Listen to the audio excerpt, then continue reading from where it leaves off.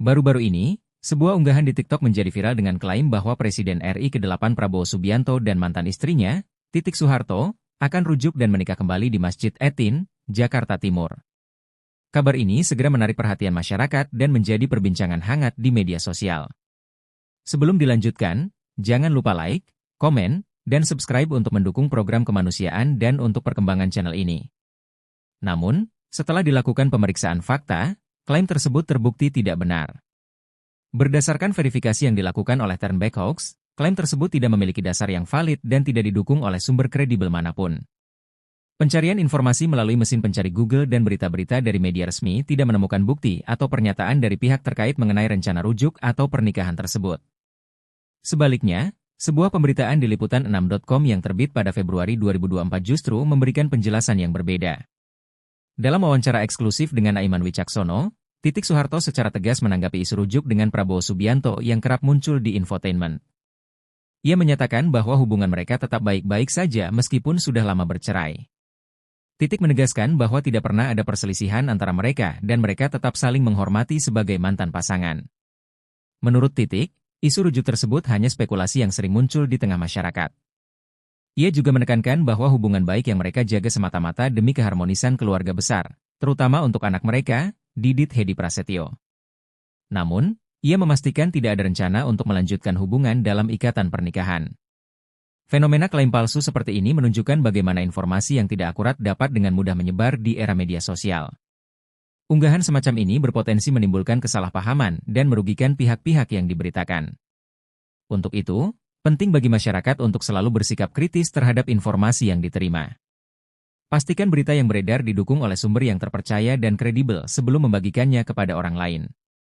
Berita hoaks tidak hanya merugikan, tetapi juga dapat menciptakan ketidaknyamanan bagi figur publik yang menjadi subjeknya. Kesimpulannya, klaim bahwa Prabowo Subianto dan Titik Soeharto akan rujuk dan menikah di Masjid Etin adalah hoaks. Hubungan keduanya tetap baik sebagai mantan pasangan tanpa adanya rencana untuk menikah kembali.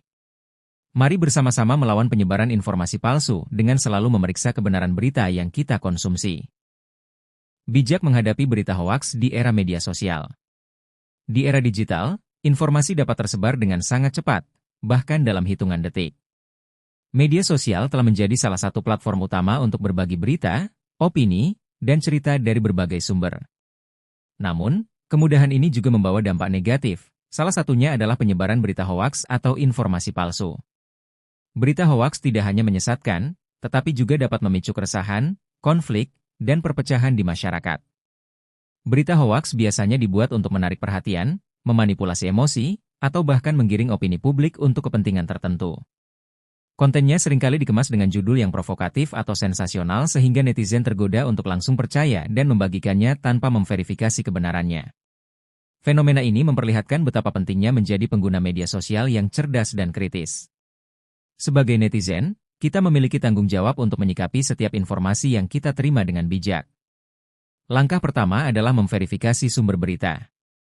Pastikan informasi berasal dari sumber yang kredibel dan terpercaya. Jika sebuah berita tidak mencantumkan sumber yang jelas, kita perlu berhati-hati karena besar kemungkinan berita tersebut tidak valid.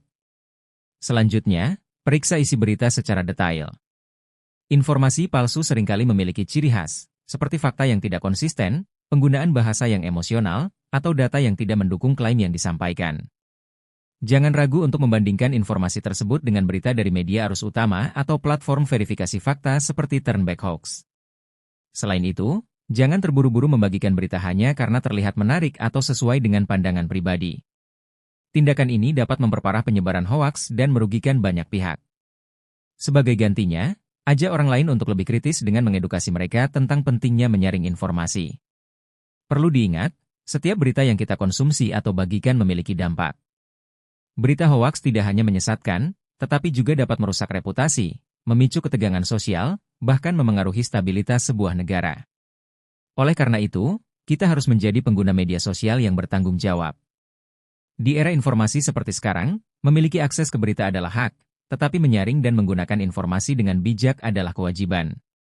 Mari bersama-sama melawan penyebaran berita hoaks dengan menjadi netizen yang cerdas, kritis, dan bertanggung jawab. Karena hanya dengan demikian, kita dapat menciptakan lingkungan digital yang sehat dan harmonis.